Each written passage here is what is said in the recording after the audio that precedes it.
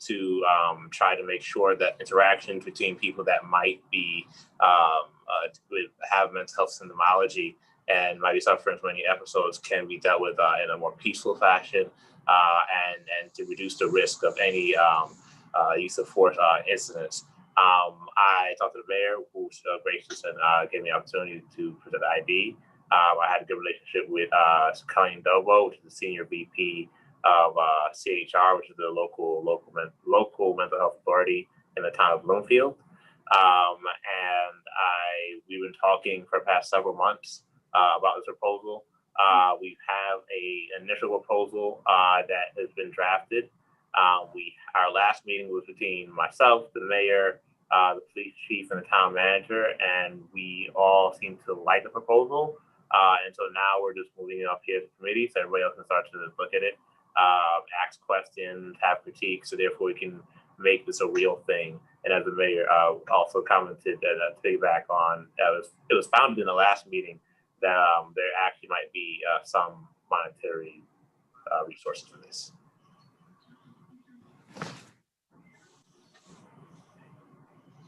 So is Colleen gonna? Colleen? I can reach out to her. I gave her the. Actually, I see her here. I just don't hear her. Okay. Let's see.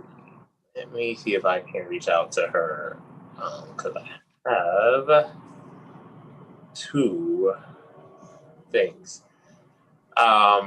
Interesting as I start to look for everyththing. You want to just go through some of the last points we talked about in terms of like implementation? I took notes basically going to last me to kind of get everybody else to speed about how this program would probably be implemented in the town of Bloomfield, working in conjunction with the Bloomfield PD.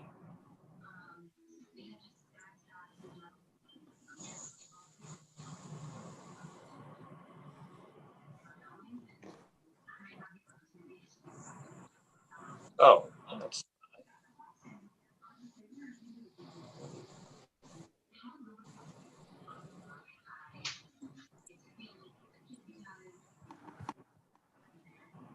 let me know, so I have the proposal in front of me.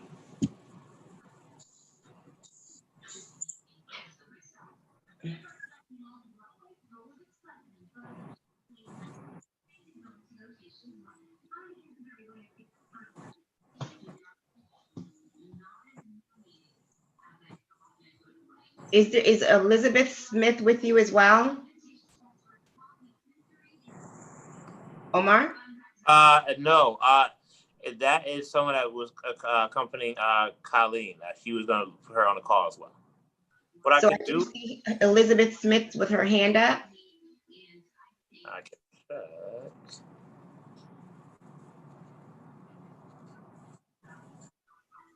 Elizabeth? Hi, can you hear me? Yes.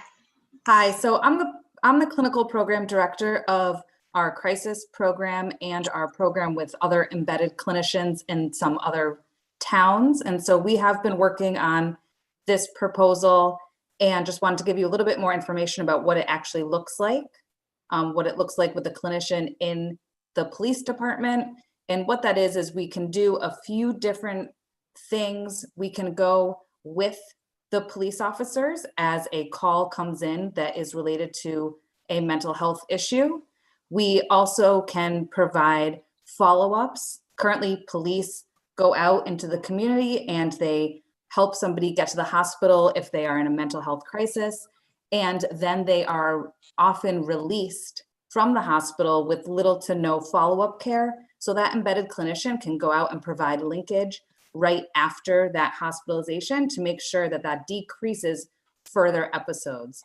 So a lot of what the clinician in the police department does is take some of the load off of the officers and really make sure that someone with specialized mental health care is able to help the citizens of Bloomfield. So would that be somewhat of like a community health worker? Yeah, so it's a mental health clinician. So it's someone with a master's degree. either in social work or counseling, who helps clinically any mental health crisis in the community, as maybe the police are getting the 911 calls, or like I said, the follow-up. Okay. So as I said, there was a presentation already made, and I think it's a matter of a financial implication, ones that we have to go ahead and look at and prioritize. So thank you very much for the presentation. I think we will then try to get the numbers. We will circle back with the police chief and figure out exactly where this is on our priority list. Councillor Wong? Thank you, Madam Mayor. We just came from Public Safety Subcommittee meeting, and Chief Hammond didn't mention any of this. I'm wondering if we should refer it to the Public Safety Committee. Chief Hammack routinely gives his budget reports and financial reports. So is that, my question is that going to the right committee? Because I think there's a lot of other viability issues, feasibility issues that need to be addressed before we're ready to address if this is only a financial item that we should consider. I think we should consider the So I think to your point, I think Chief Hammett can make the presentation in public safety. I think this could be a situation that goes to both committees because there is a financial implication. I am not quite sure why it wasn't reported out on, and that's fine that it wasn't. There can be a more in-depth presentation along with the materials that goes to public safety as well as finance because of the financial implication.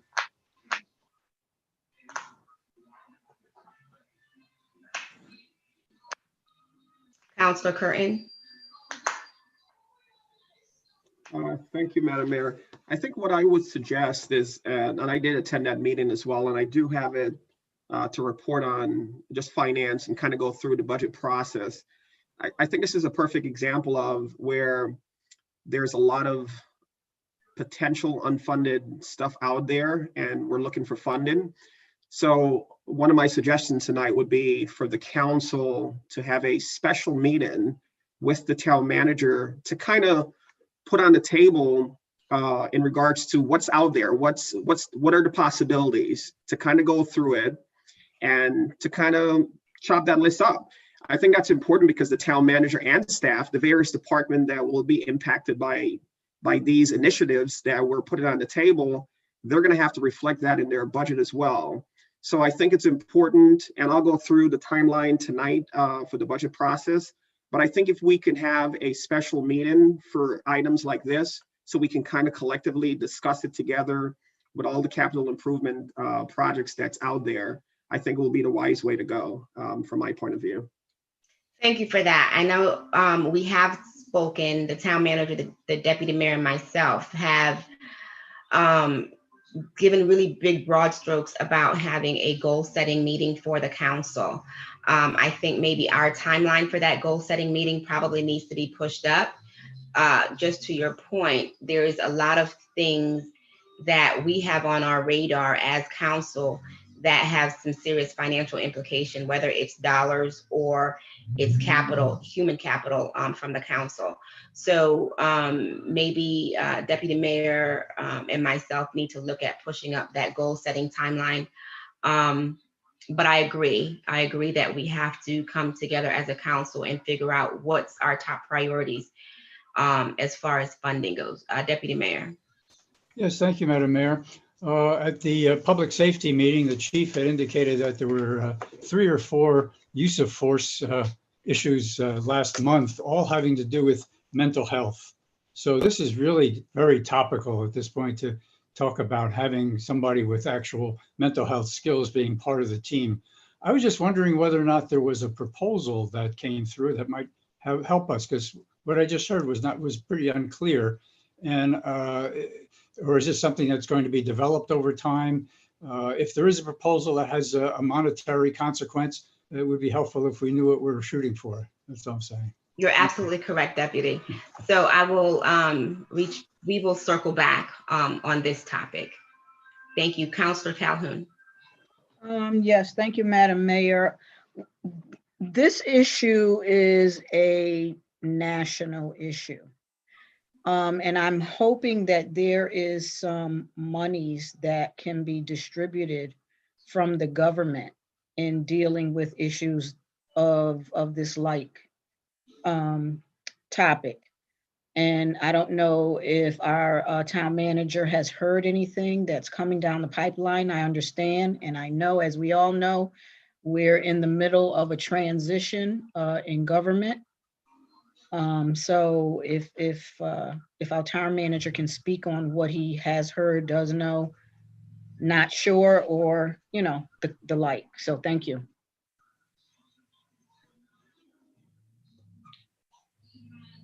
Bill? Yes, I think the program we're talking about, the town of Windsor is involved with that program to a certain degree. I'm not sure exactly. This is another one of these things that I've walked into that's been percolating along. The chief has indicated some interest in it, and I think the price tags are not certain, but they range for a half-time person somewhere in the $40,000 to $50,000 a year basis, and a full-time person somewhere in the neighborhood of 90,000 plus or minus. The obvious impact, is moving in the direction of doing something along these lines. I think my challenge to the police chief when talking about these numbers, because I think he's interested in doing something on a pilot basis maybe, is that he would have to come up with the money to do this out of his current budget. And we have not gotten any further than that. I think the meeting that was referred to was more of an introductory meeting for me late last week, so that we could go ahead and start looking at this. But again, to paraphrase my prior conversation in the Public Safety Committee meeting, this is another one of these projects that are great to do and obviously would have a positive impact, but we're up against the financial constraints. And I think they, as the mayor has said, and as the deputy mayor has said, and the chair of the finance committee has said, I think all of us are thinking it's something that's got to be prioritized among other things that we're looking at. Certainly, as Councilwoman Calhoun has talked about, this is something on the national screen. I have not seen any grant money specifically coming down for this yet. I wouldn't be a bit surprised, depending upon how the new administration acts, that there might be something coming down, but it's more than likely not going to be in place and implemented prior to our budget process this coming year. It will probably be closer to late spring, summer. It has to have legislative approval and a funding appropriation to go along with it. So I haven't heard anything, Stephanie, at this point in time, but I think if there was a program that would be funded down the road, this is probably one of the more likely ones that probably would be funded. So Thank you, sir. Okay, thank you. More information will be shared on this. Councillor Curtin will look at calling that special meeting. Councillor Deputy Mayor Mann will look at pushing up our date for our goal setting meeting. At this time, we're going to have council reports. I know that some committees haven't met, but if you haven't met, just let us know when your next meeting will be, and that will be helpful. Community service, Councillor Wong. Thank you, Mayor. We do meet next in December. I already reported out in our last council meeting, so I have nothing to report today. Thank you. Thank you. Admin, Education, and Finance, Councillor Curtin. Thank you, Madam Mayor. I'm going to report on administration education. We met on Monday, November 2nd at 6:30. And I'm just going to kind of briefly go through the various items that we discussed at that meeting, kind of give you a summary and try to move it along. So we did receive the monthly reports from the various departments, zone and blight enforcement, Public Works facility, the monthly report of Human Service Facility. In regards to zoning and blight enforcement, I think they're making progress in regards to what they're doing. Obviously, we live in a time right now where, folks may have a property that may be out of compliance, but they may not be funded to take care of it. So I think there's one thing in enforcing. The reality is, residents within our town may not have the means to take care of their property. So that's something that the town is going to have to look into. I know we had discussed that in the past to find grants and stuff where we could help those residents in need to help maintain their property or bring it up to code. In regards to the Public Works facility, I have nothing to report on that. We're on the phase out aspect of that project. Let me just back up. The Human Service Facility, there's nothing to report on that. They're on the phase out aspect of that project, but the Public Works facility, they're currently projected 4 to 6 weeks to complete that project. I think they're currently going through removing the underground tanks. I think once that's removed, then they can start with the paving, and the seeding hopefully will take place in 2021, early 2021. So I think that's it for the Public Works facility. The one item that I just want to bring to council members who are here, I think, who weren't at the meeting, I think what was reported from the manager, construction manager, is that we kind of went into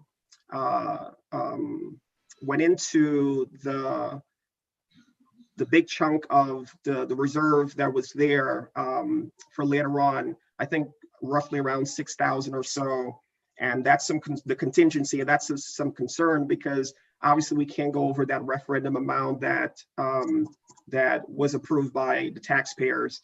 So that's something that we have to look into. I don't think that, I think based on what was reported, is that they're going to look to see how that funded, if we have to invest any more money into that project. I don't think it's going to come from the town, but a construction manager did report that, they'll find a way to get through that. So it's not going to have an impact on the town. We also discussed some old business. The policy for public art was presented to the committee. I know members on the council already received that policy. It's in the town manager's office. We're going to review it in the month of December and go through that as a committee and come up with any changes. I will attend the EDC meeting tomorrow because hopefully the town manager has presented to that committee, and it will be discussed tomorrow. And I will just attend that meeting to hear if there's any questions from that committee. So that's for that. We also discussed the town manager search. I know Phil is going to talk about that a little tonight. This council is going to approve to give the town manager the ability to move forward to hire a consultant firm to come in and go through the process of identifying a new town manager. We also had discussion in regards to the town attorney and his attendance. I know he's here tonight. That's one of the items that we discussed, that we would like to have the attorney at least at one of our council meeting in attendance.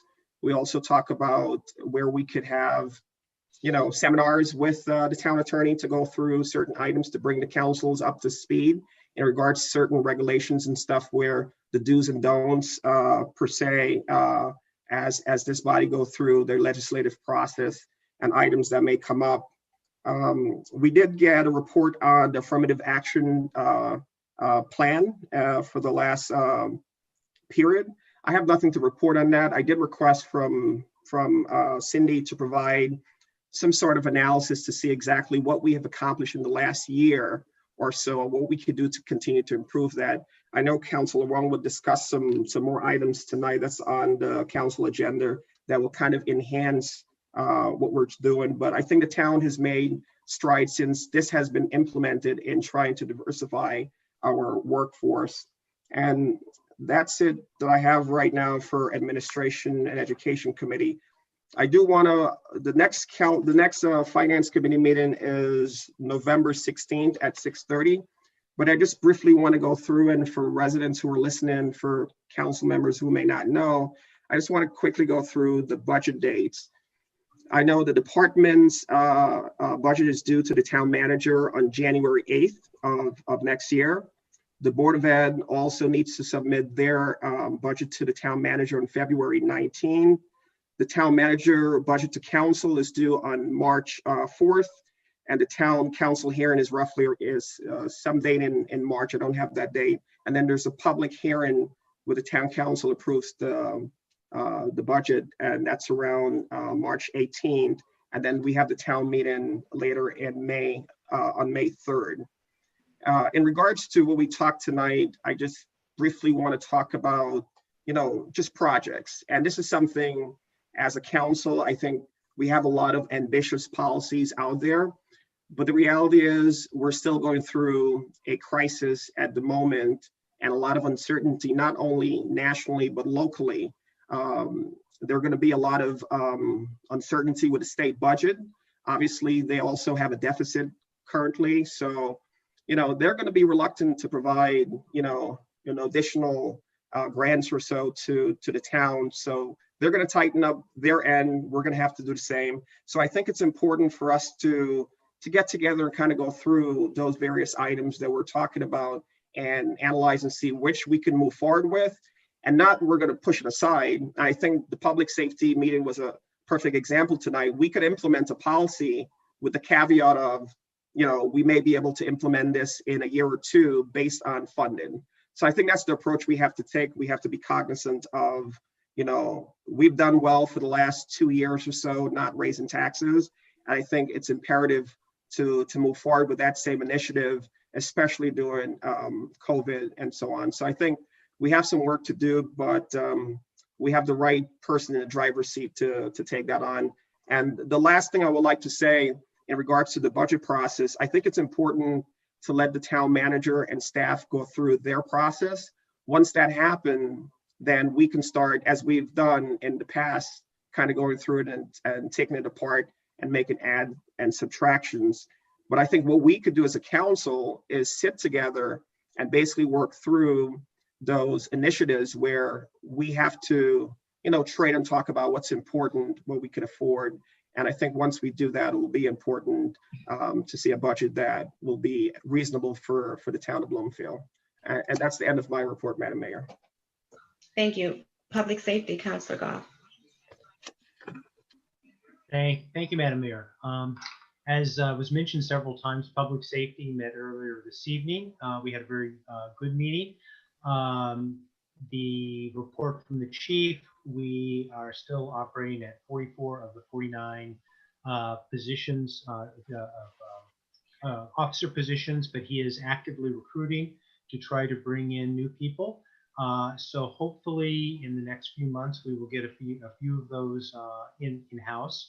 Unfortunately, there has been an upswing in crime recently relative to on a year-over-year basis.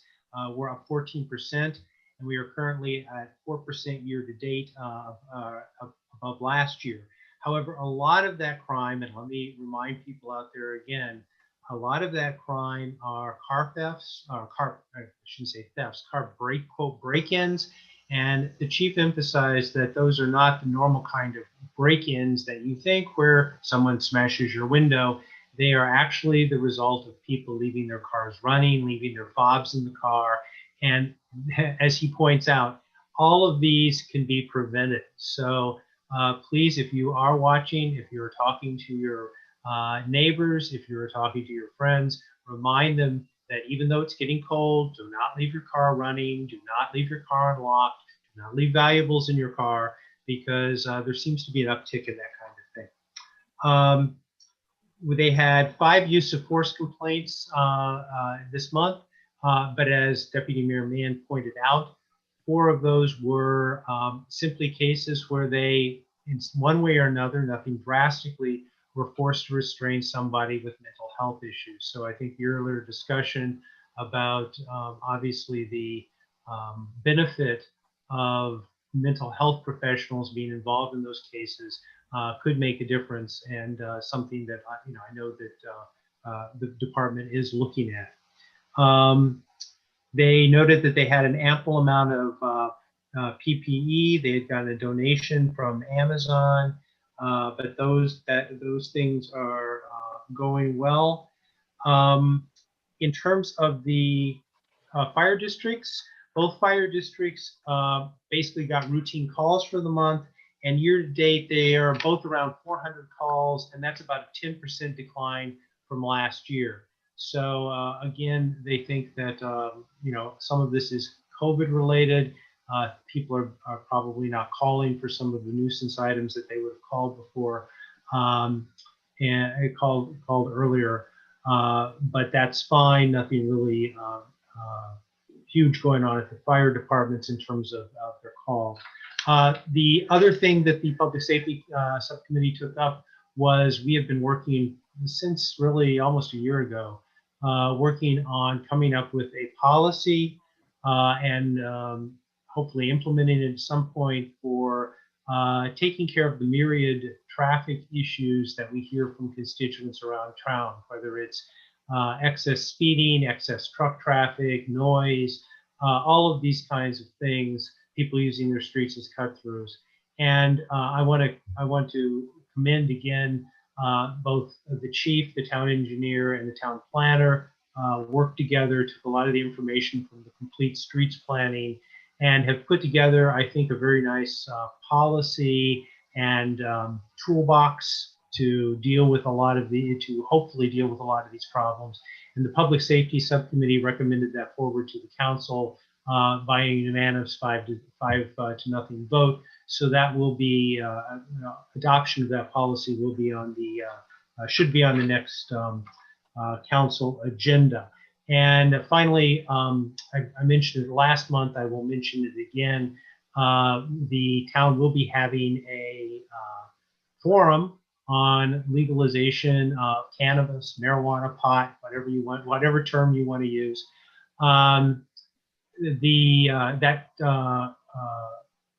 Forum will be held a week from this Thursday on the 19th at 6 p.m. and information is coming out. I'm sure the mayor will talk about this later in her comments. But please, if you have, tell people about this, and if you have thoughts on that issue, the council would like to hear them, because we do have a resolution that was passed again out of the Public Safety Subcommittee by unanimous vote supporting the legalization of cannabis in Connecticut. So that concludes my report. Thank you very much, Madam Mayor. Councilor Calhoun, Committee on Committees. Thank you, Madam Mayor. Committee on Committees has not met this past month. And I won't say due to, but it's been a very busy time, as we all know, with elections. And our town clerk has been instrumental, key in getting the work done for the town. Marguerite and I are working on whether we're going to meet, if there's anything on the docket for December. So November is out for our meeting this month. We do not have any volunteers that are looking to come on particular committees. So we are playing it by ear for December, possibly into next year. So I thank you. Thank you. Land Use and Economic Development, Deputy Mayor. Thank you, Madam Mayor. Land Use and Economic Development had met prior to the last council meeting, so I have nothing to report at this meeting. Our next meeting is scheduled for next Tuesday, the 17th. The agenda is in the process of being prepared. Thank you. Thank you. Council business 20/21-30. Consider and take action regarding approval of council schedule for 2021. So moved. I see there's a motion. Councilor Curtin, Councilor Wong, second. Any discussions? Seeing none, all in favor? Any opposed? Any abstentions? The motion carries.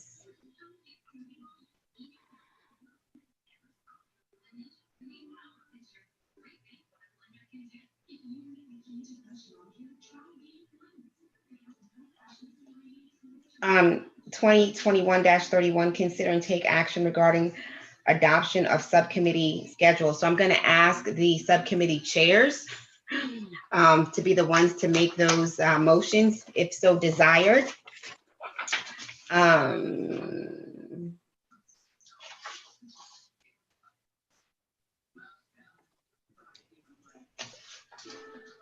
I'm going to assume, though, that India, you took out all the holidays, right? I did, and at the bottom of each schedule, some of them have a notation regarding a conflict with another meeting. So Okay. I didn't know if council wanted to just adopt now and then, modify when that time comes. Okay. All right. Excellent. So admin and education.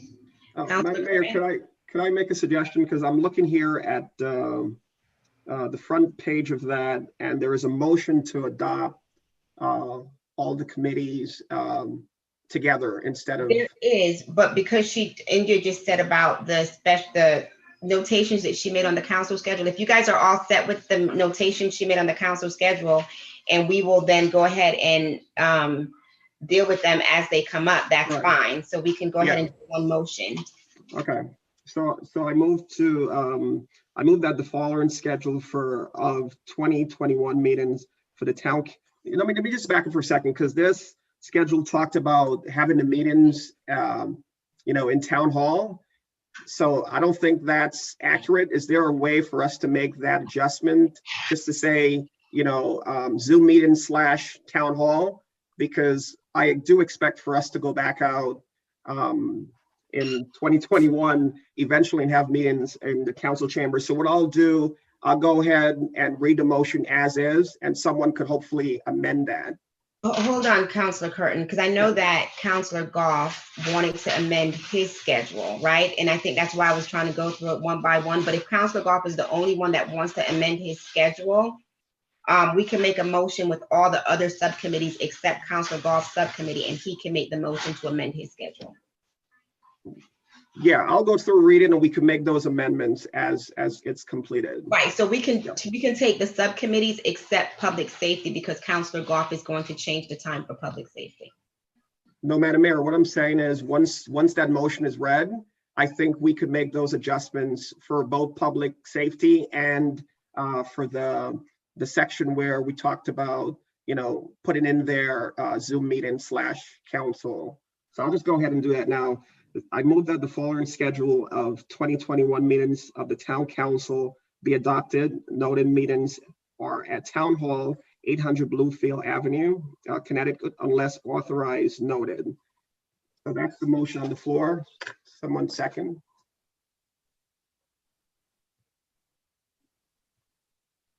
Councilor Goff.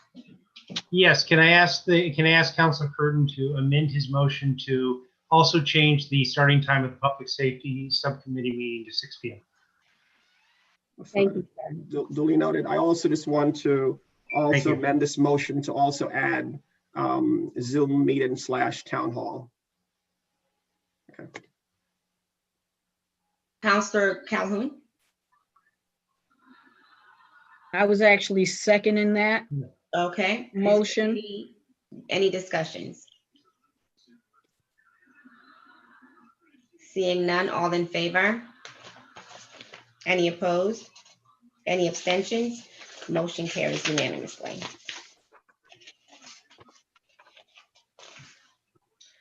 Uh, 2021-32, discussion and possible action regarding town equity assessment program policy.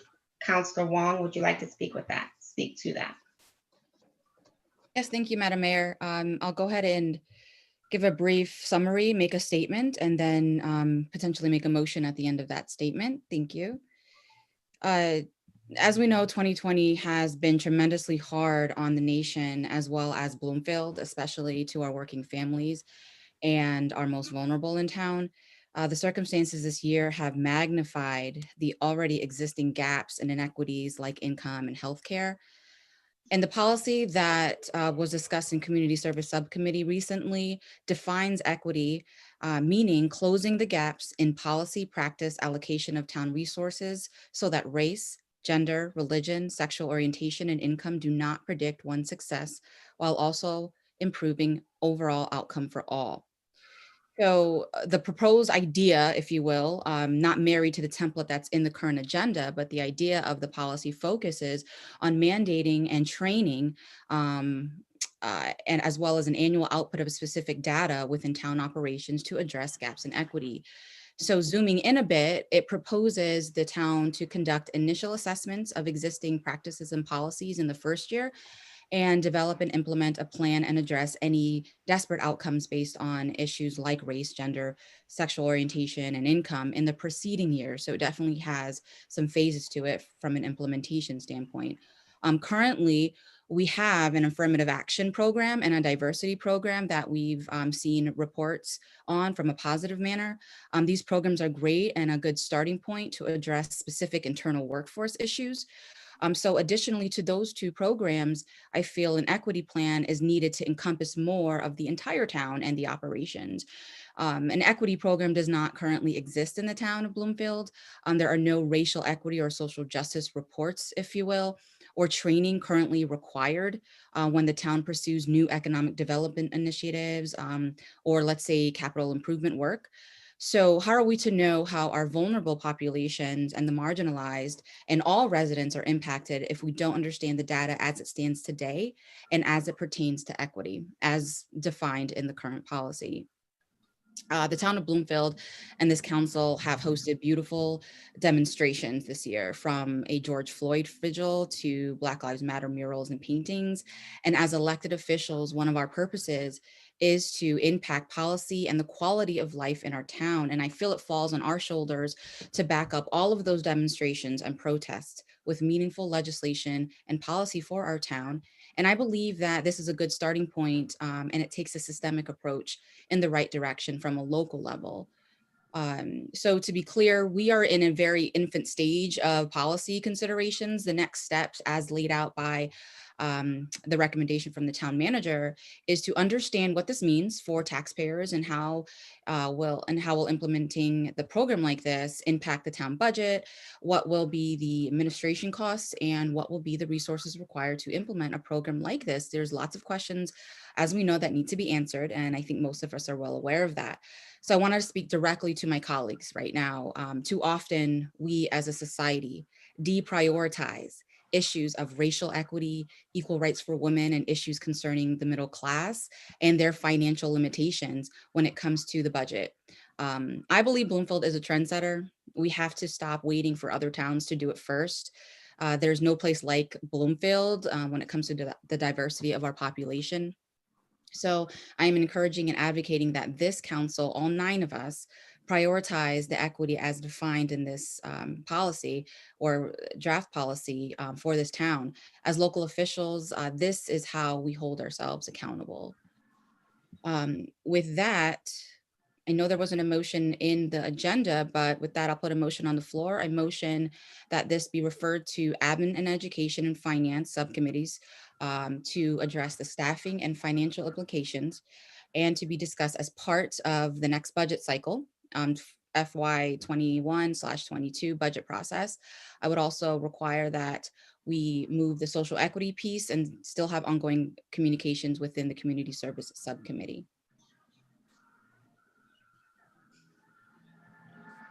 Is there a second?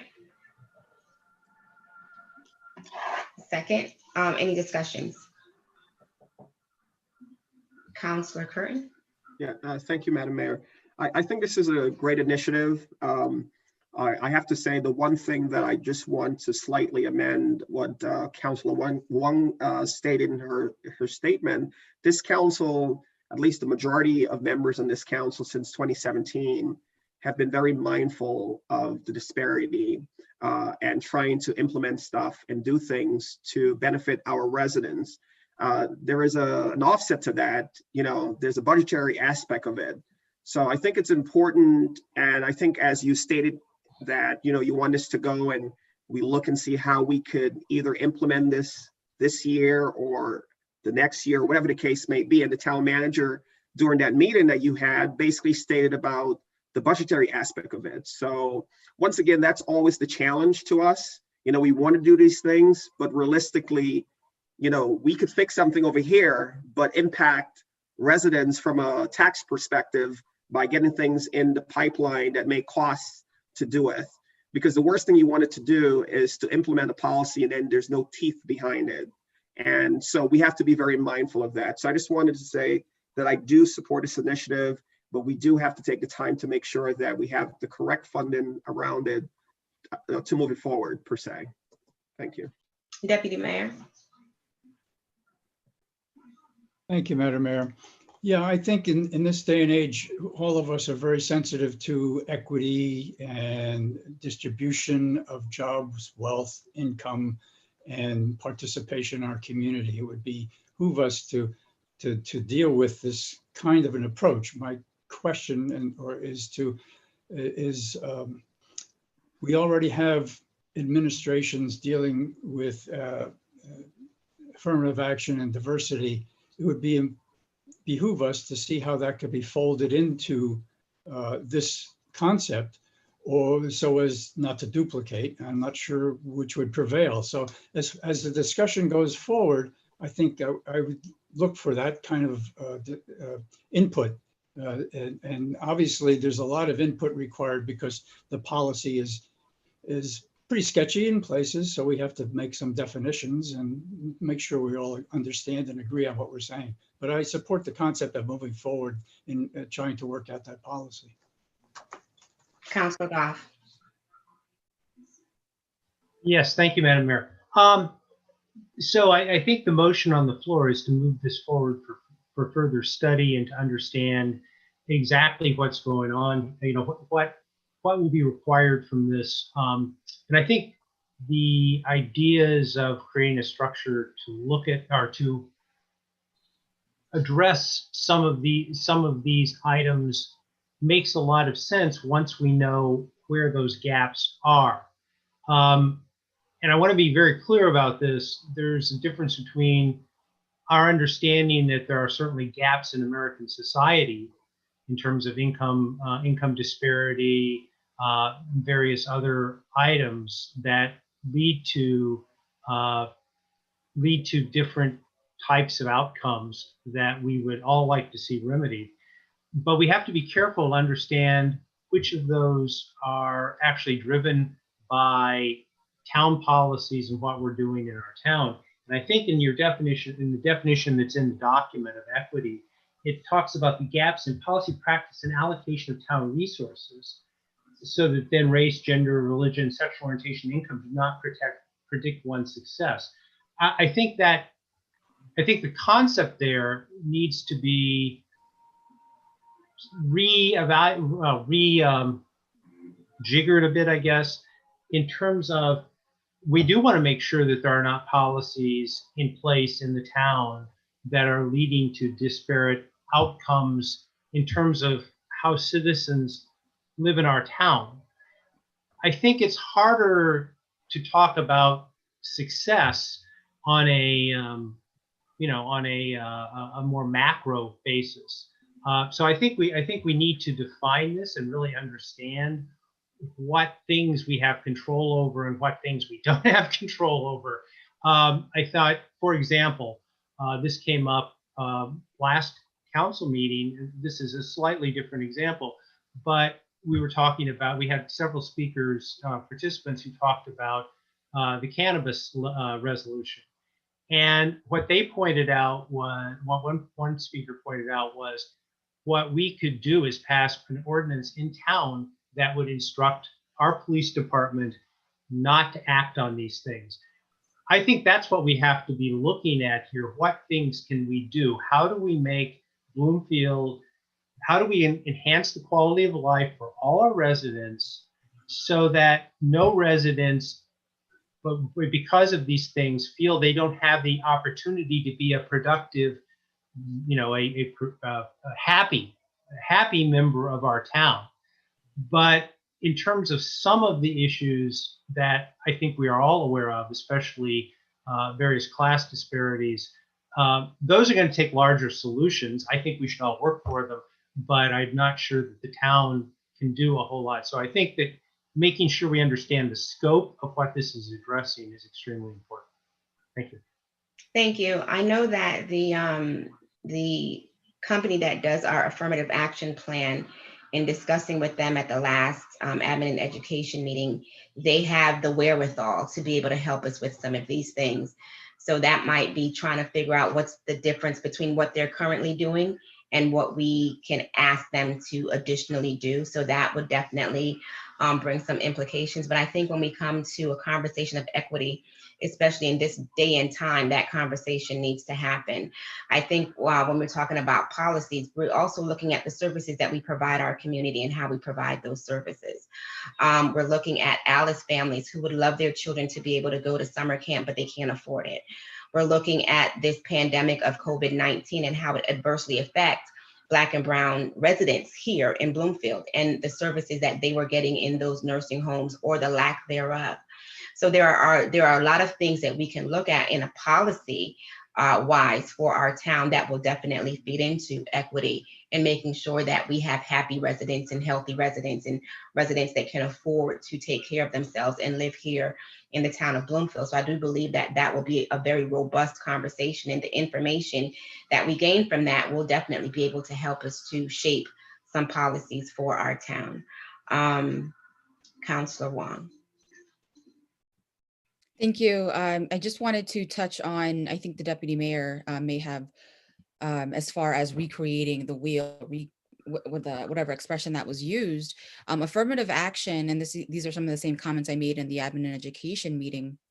The affirmative action spins off from a civil rights movement back in the 60s. So there are federal mandates that make organizations as large as Bloomfield have to have programs embedded in the infrastructure, right? So that's totally different from equity. When we're talking about equity, we're talking about encompassing also affirmative action, what's happening with our workforce, but also encompassing the decisions that we make in economic development.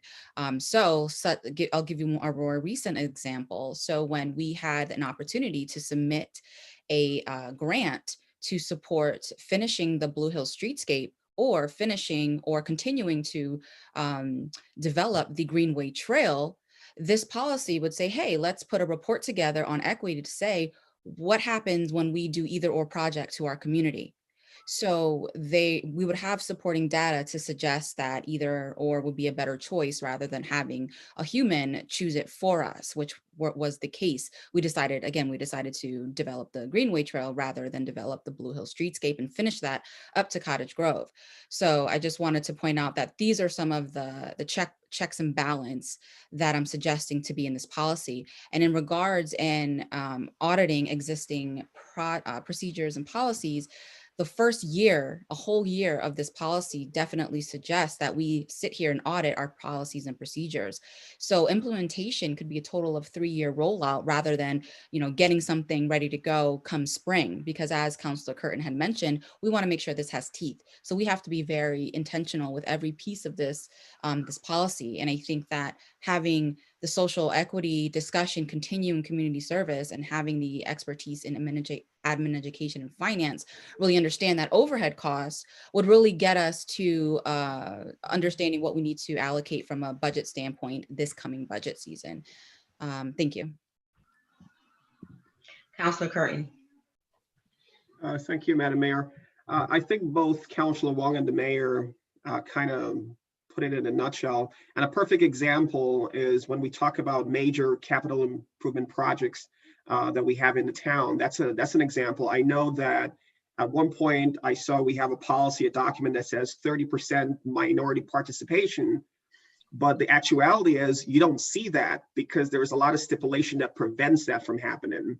I think the town could enhance that a little bit to guarantee that you have that 30%. So there's things that we can do when we're spending, tax dollars within the town of Bloomfield to invest in a new library or previously the community center.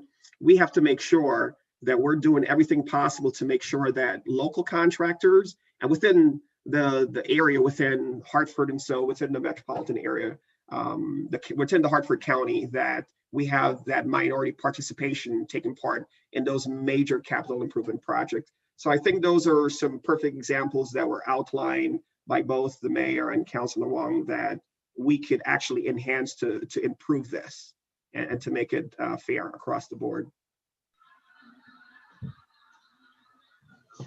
Thank you. At this time, are there any more comments? All in favor? All those opposed? Any abstentions? Motion carries. 20/21-33, discussion and possible action regarding the town manager's search. Request for quotation, town manager, Shank.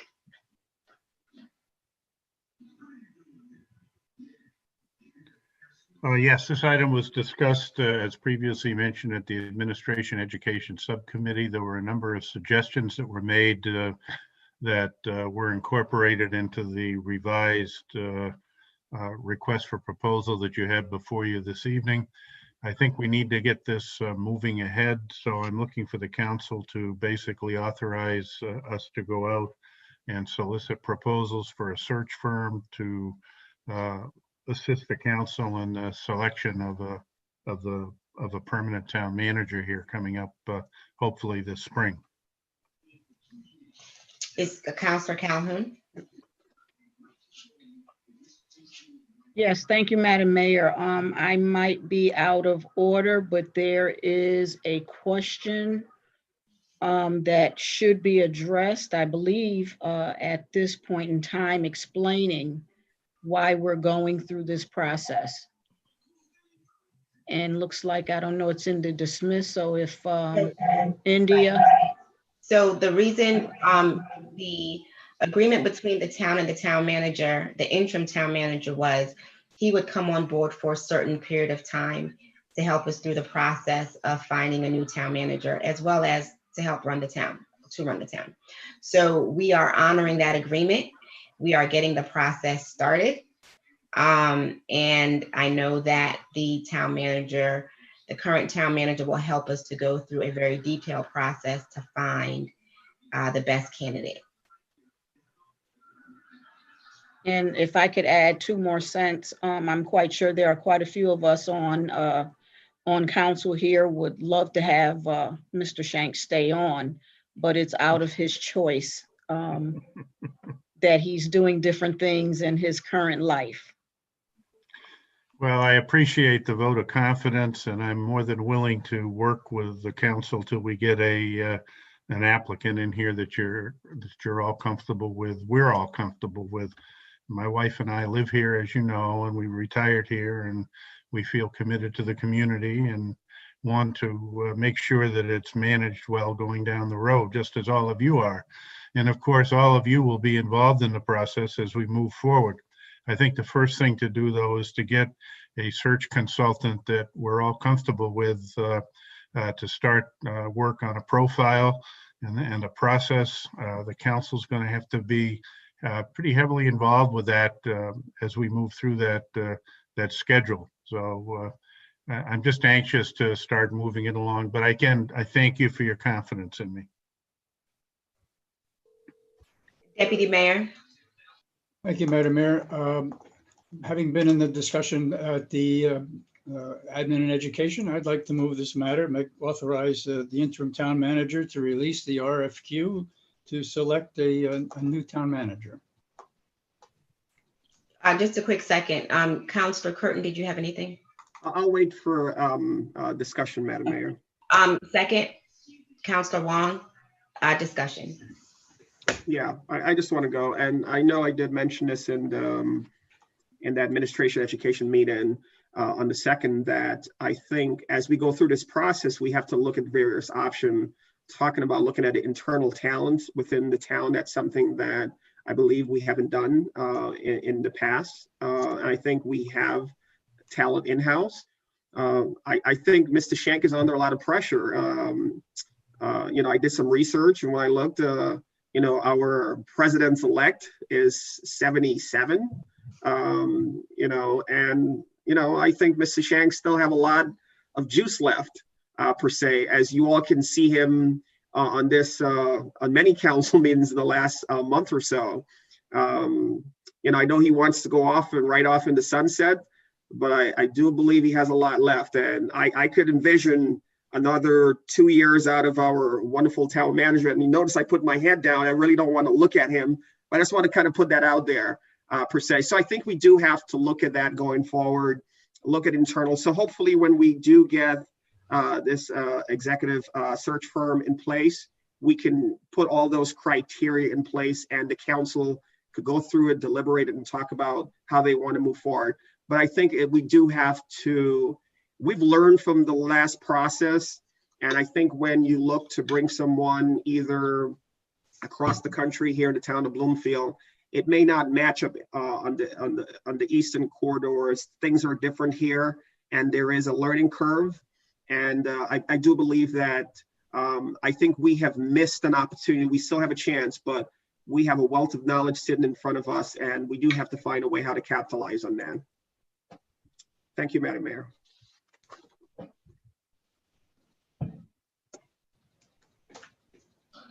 Any other discussions?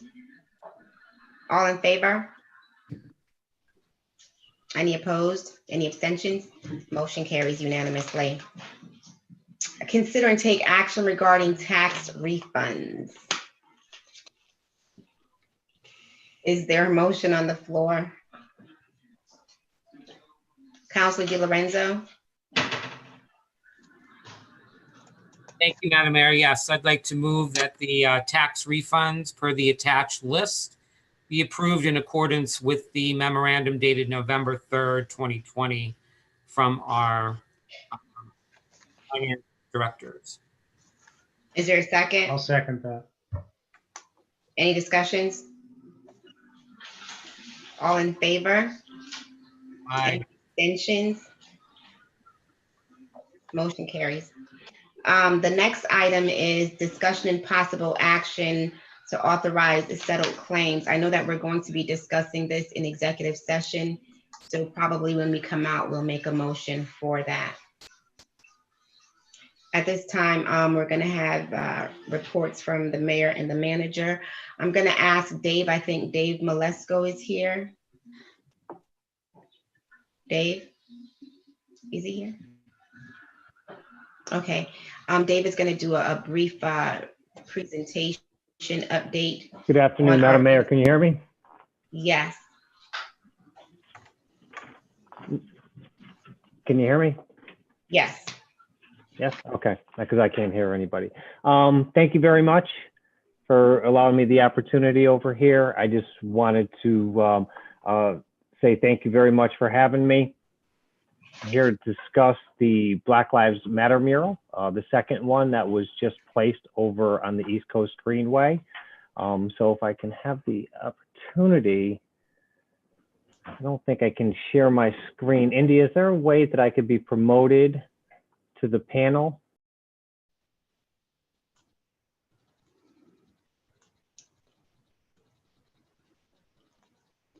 I just did it. You should be able to. I did too. He's coming in, I think. There he is.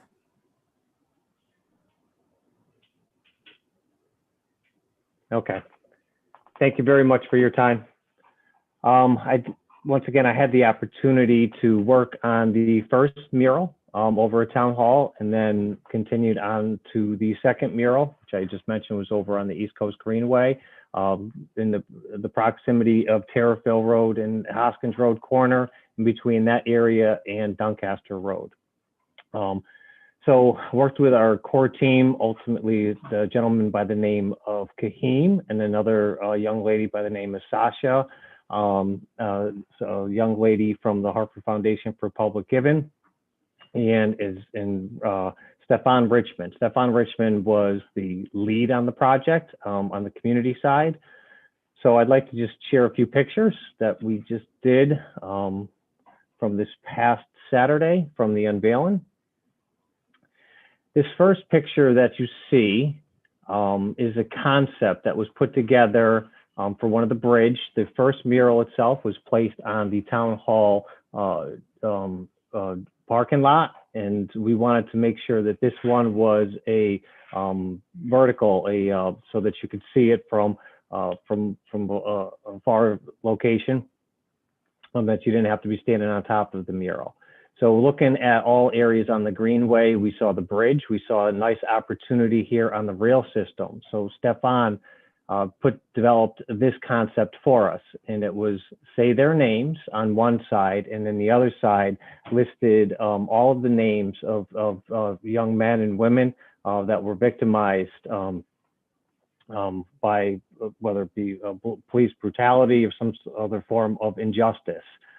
So this was the concept that we started at. So we worked together as the core thread in order to get this together. We worked with Jesse White, principal of Bloomfield High School, to get some local students involved from the middle school and from the high school. So moving forward, we had those teamed together. We had the children come in 2 waves. The middle school came in the AM session, and the high school came in the afternoon session to work on this mural for us that we did over here at 330 Park Avenue, the Alvin and Beatrice Wood Human Services Center. So we unveiled this past Saturday, the 7th. This was the flyer that was sent out to help promote the promote the event. As you see, we took an image of the original Black Lives Matter mural. I think that's going to be a staple for us moving forward here in town. We are actually in the process of doing something a little bit more significant with this that I will not report on this evening, but hopefully we'll report it on in the coming weeks on that mural. So this is a view looking down from Hoskins Road onto the area from this past Saturday. Kind of gives you a little bit of a visual. If you continue going down, you'll run into Doncaster Road. This right here is a picture of the mayor. She is going through and reading the names of the young men and women that worked on the mural, specifically the middle school and high school students. If I would like to address their names right now.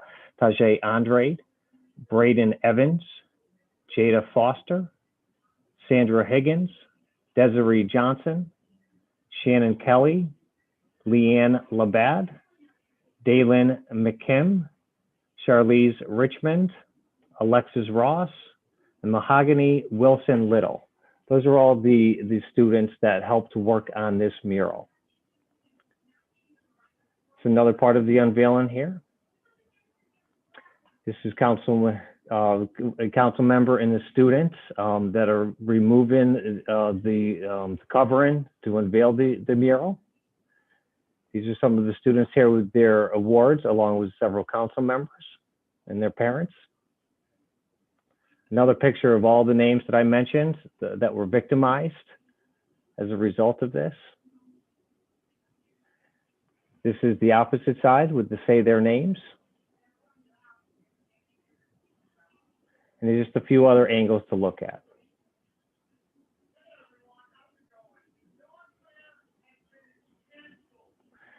Stefan Richmond thought it would be a great idea to include these 3 QR codes right here within the mural itself. So when you step up and you break your camera out, it'll bring you directly to a website that lists all the names of everybody that's on here. And so it creates a little bit of a history as well to go along with this. And then this is the final picture here that's looking from Doncaster side, looking towards Terrafil Road and Hoskins Road. And that's it for my pictures this evening. I'll be more than happy to answer any questions that anyone may have.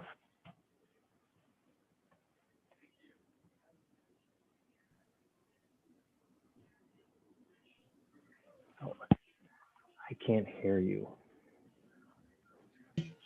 I want to thank Dave for the update. I want to also thank you for all the work that you have put in to oversee the 2 projects that have happened thus far. I know that there is still a project that has to be done that will go into the new year.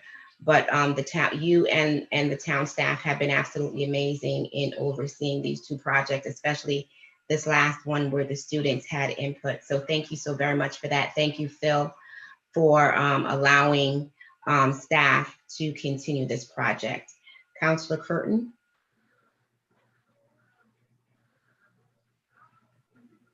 Councilor Curtin. Okay, Councilor Wong.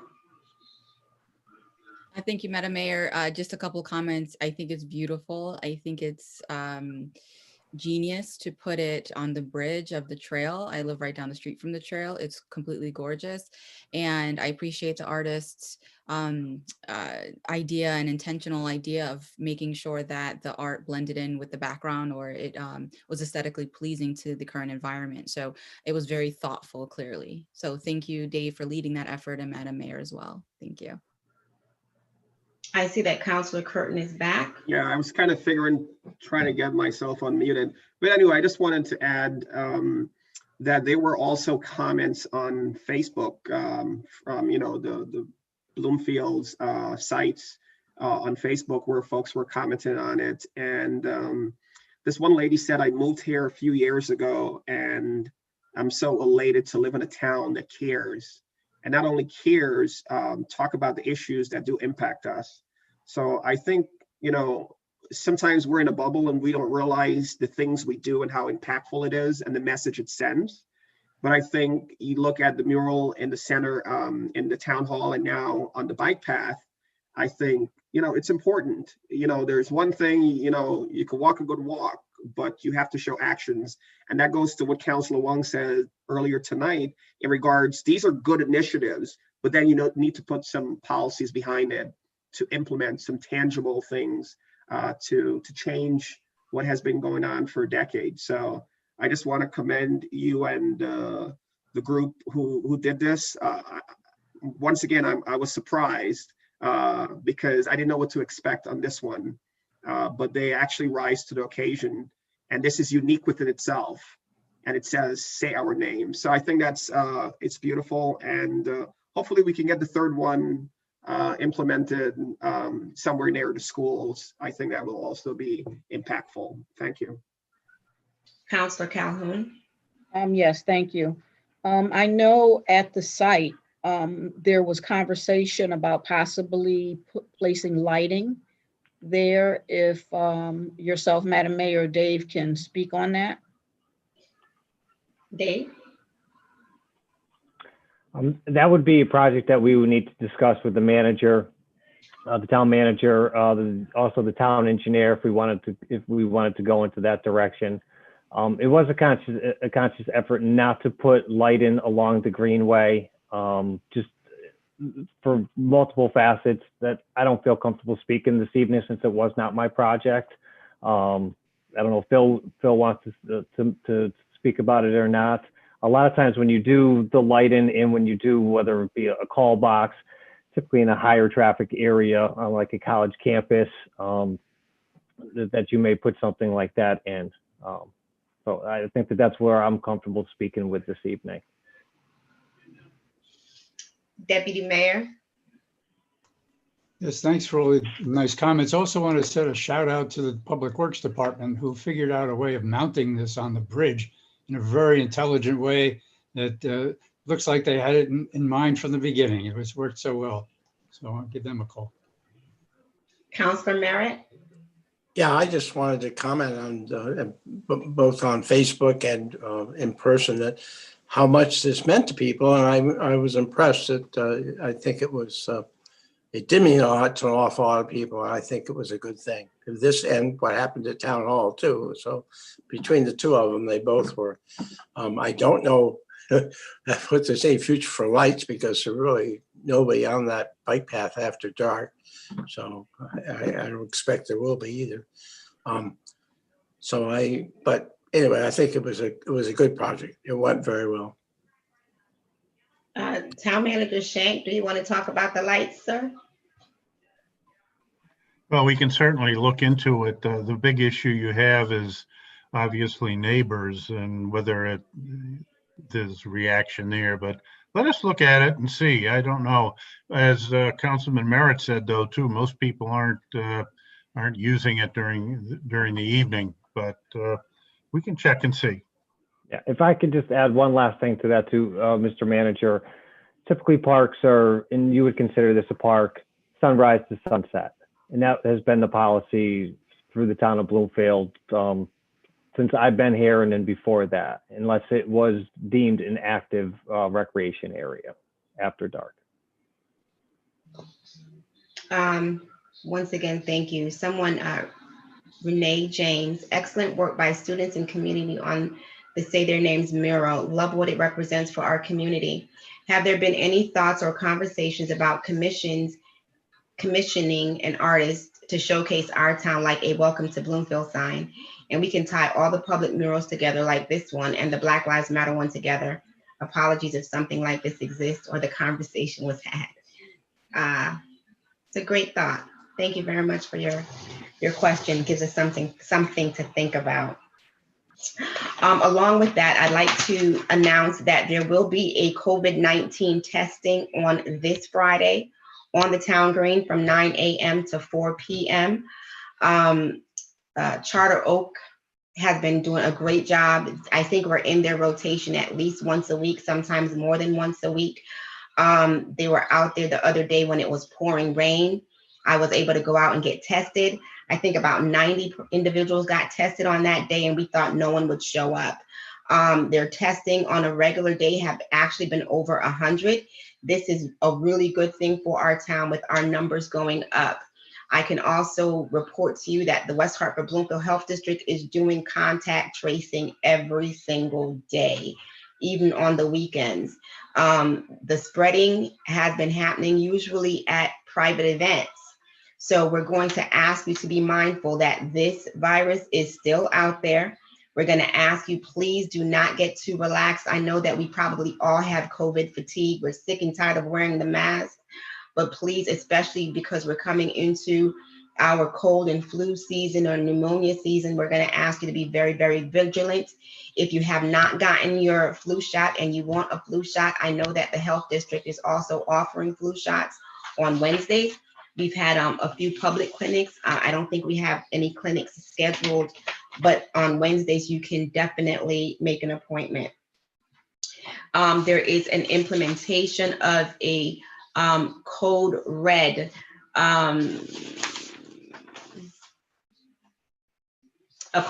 system. This system will alert our residents in the event of an emergency. So you can sign up for Code Red. You can call the town hall or the police department.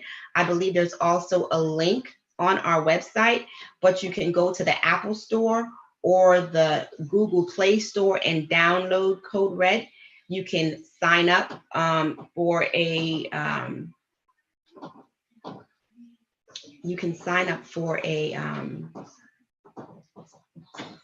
I'm sorry.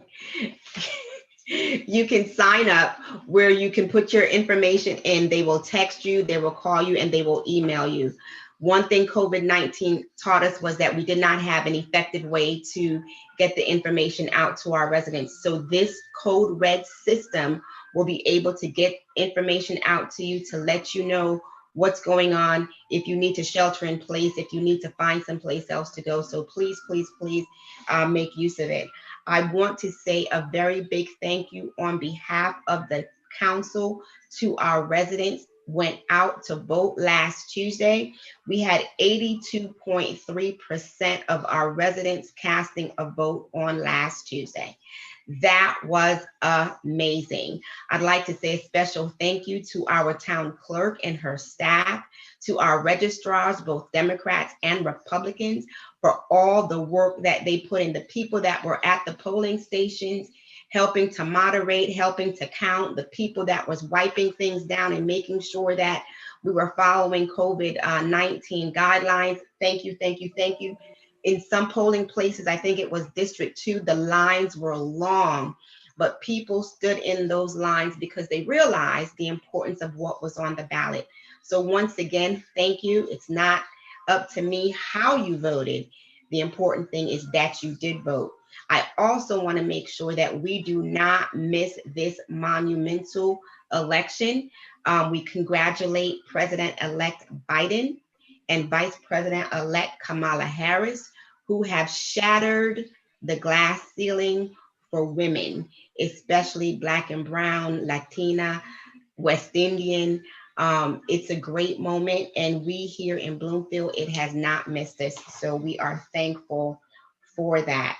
I have mentioned a couple times in different meetings that the council will be getting together to do a goal setting session.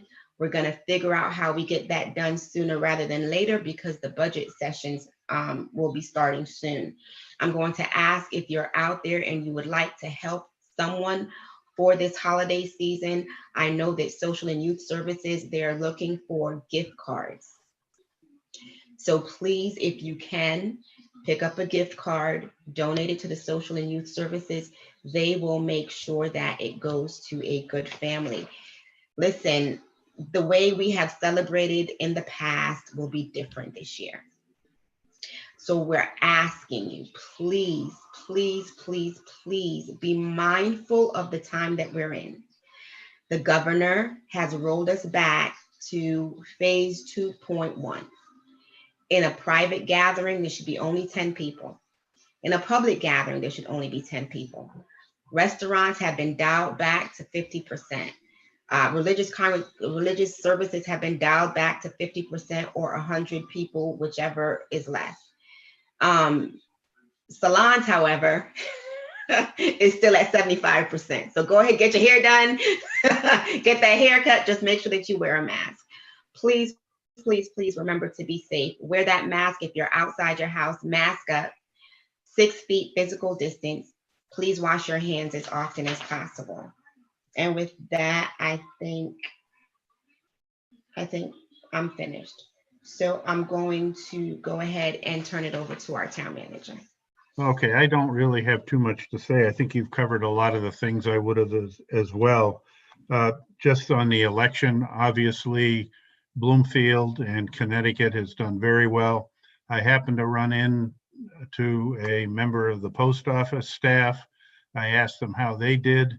They said it wasn't as bad as they expected and they were able to manage it. So I think the post office in Bloomfield gets a little bit of credit too, but particularly our town clerk, Marguerite Phillips, and all of her support, the 2 registrars. Bloomfield came through with flying colors on the election in terms of the logistics and how it was handled. The only other thing I want to say is that from a staff standpoint at the town hall, we are monitoring very closely the COVID cases in Bloomfield and whether we will need to revert back to an earlier phase as far as the operation of town buildings and staff and so forth. Right now, we're going to keep things the way they are.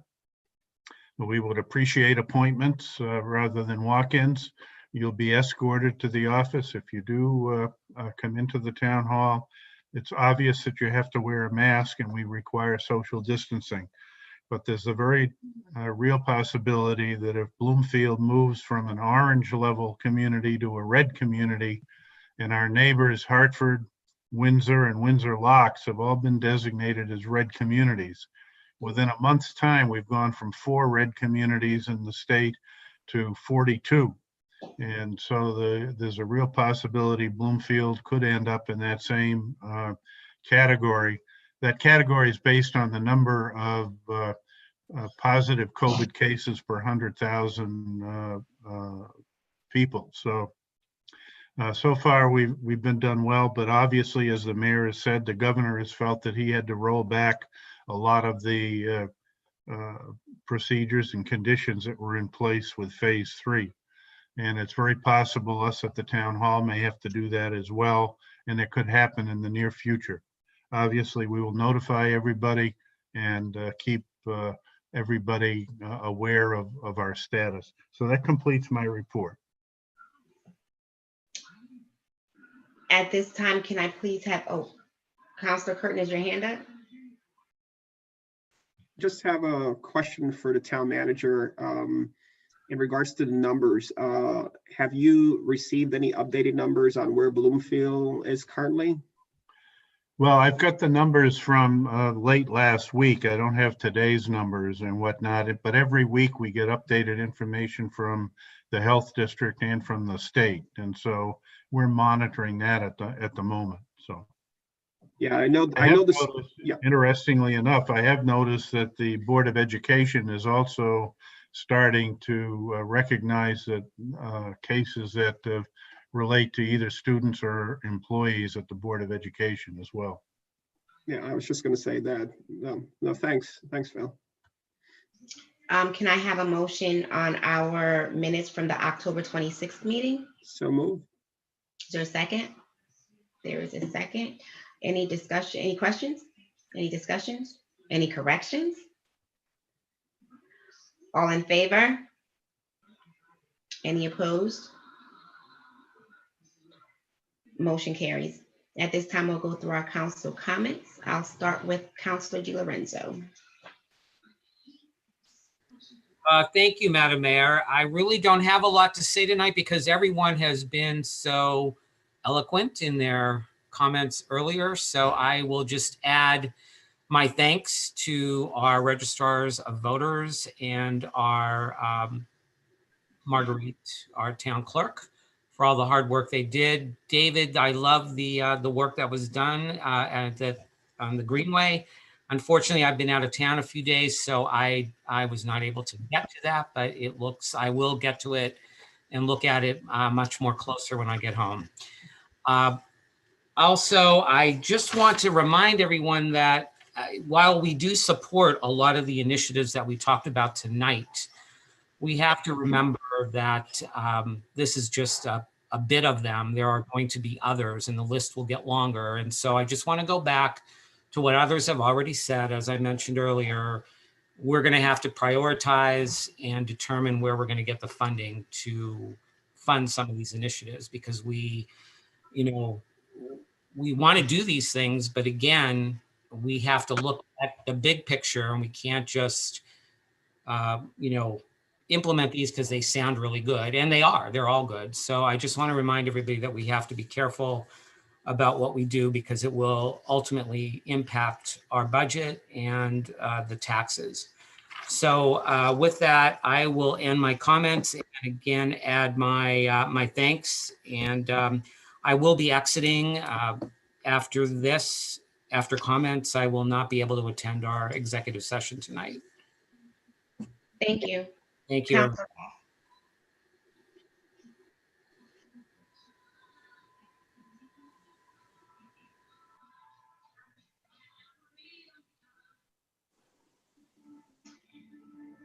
I'm sorry, Madam Mayor, did you say me? Yes. Oh, I'm sorry, I missed it. No, thank you, Madam Mayor. So yes, I'll be brief. I had on my list a lot of the things that have already been mentioned. The election turnout, again, civic involvement is always something to be very proud of, and the fact that our registrars and clerk work tirelessly, and I'm glad someone also mentioned the post office. I think that it was a difficult election because of all the changes in balloting, and so I think the amount of participation was excellent. I already mentioned the cannabis forum coming up next week. I want to make sure that people are aware of that. I mentioned at the last council meeting, the land trust was doing a couple of hiking opportunities with leisure services. We had one on Halloween out at the new all-purpose access trail out on La Salette Park. It also goes to Doncaster. We had a small turnout, but it was a beautiful day, and the people who were there really enjoyed it. So again, I think it's great that the Leisure Services group is participating with community groups like the Land Trust or other groups to do events. I also wanted to make a comment about the budget that several people have already talked about, in terms of understanding that we have to obviously prioritize things and come up with the best use of funds. I want to take one slightly different tack on that, and I have mentioned this before, and I think it's something we're going to need to really focus on in the coming weeks. About a year and a half ago, then Finance Director Carrie Raleigh did some work where she did some comparisons of the Bloomfield, Simsbury, and Windsor budgets. And, it's always hard because it's never a straight apples to apples comparison. There are always differences. But one thing that is striking is that Bloomfield continues to spend a lot more funds in basic town operations than some of our neighboring towns. And I think that as part of the puzzle for this, we really need to understand how that works and why it's the case, and hopefully, maybe try to come to some changes in the way that we spend our money. Because I think one of the difficulties we get into with some of these projects is it's always prioritizing on top of. We have this much, everything stays the same, and then we add to it. And that's one of the reasons funds are so difficult to come by. I think we have to take a more holistic approach and look at what we're spending now, and to the point of how our funds are best spent for the benefit of all of the citizens. It may be the case that we need to, we need to reorganize things. We did start, the council went down this path, began down this path by authorizing a study, which has never been completed, that would look at town functions.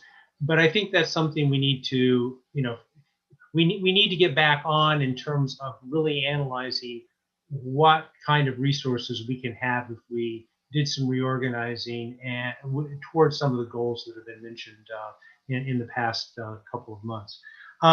Finally, the last thing I'd like to leave with a quote from, I think a lot of people did watch, obviously, the victory speech on Saturday night. And one of the things that really struck me was this very short portion of statement by Vice President-elect Kamala Harris. She said, "We, the people, have the power to build a better future."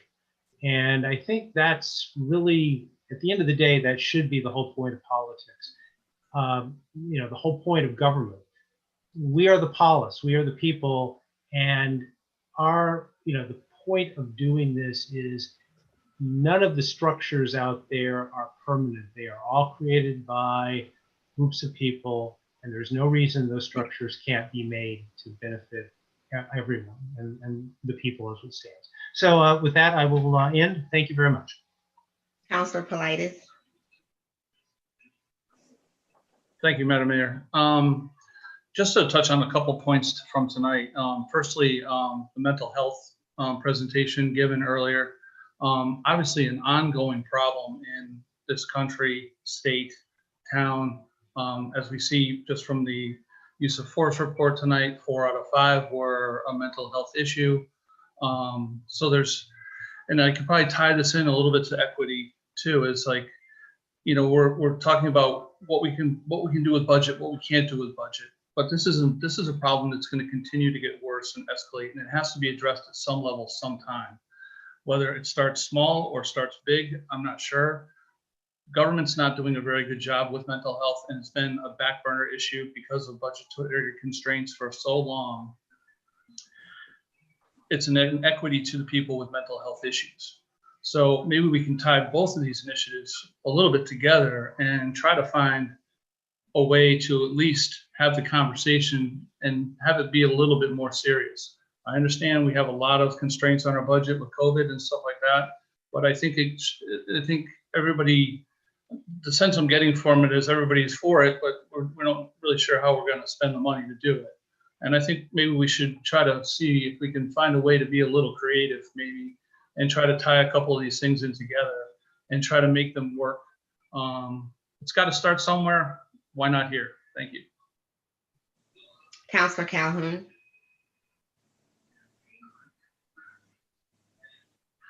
Thank you, Madam Mayor. I would like to give, and I know we have in some form or fashion, but I would like to right now thank the unsung workers that assist men and women in and out of Bloomfield, especially in Bloomfield, that help to clean up, to secure, to make sure that COVID is not spreading throughout our town buildings.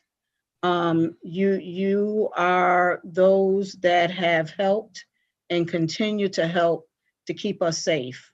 And I would like to say thank you for that. Again, speaking on a quote from John Lewis, Congressman John Lewis, good trouble.